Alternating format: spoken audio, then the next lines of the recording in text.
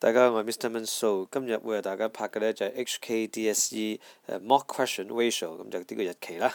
咁有同學 send 嚟俾我睇嘅，咁我覺得幾得意啊！我哋審題啦。If U, V and W are non-zero constants such that x squared plus 6x plus 3 times wx plus v plus u identical to x plus 6 times x plus v, then u to v to w equal to。 咁你有三個嘅unknowns 咧都幾扎使嘅，有冇辦法處理呢？有嘅，我哋起碼殺咗一個先啦。有咩方法最快殺咗一個呢？當然就係乘咗個零咪搞掂咯。即係當 x 等於零嘅時候 ，w 乘零咁咪冇咗 w 先咯。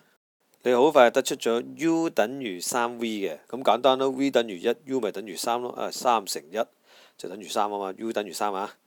塞翻咗1同埋3落翻嗰條原裝嘅 identities 嗰度先，跟住之後點揾個 w？ 咪簡單，又係x 可以代某一個數咯。咁你問，咦，點解我哋咁樣代係得嘅？嗱，留意呢個係恒等式。恒等式話咩呢？就係話無論 x 是任何數值，左手邊嘅多項式同右手邊嘅多項式應該都係相同嘅。咁我哋就話佢先係恒等式啊嘛。咁而家個 question 就係問我哋到底代咩數字有着數呢？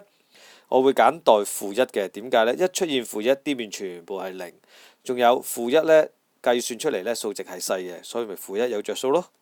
代完之後你好快呢計到呢 w 呢就係1/3嘅，所以呢我哋就知道啦 u to v to w 呢就會等於3 to 1 to 1/3嘅。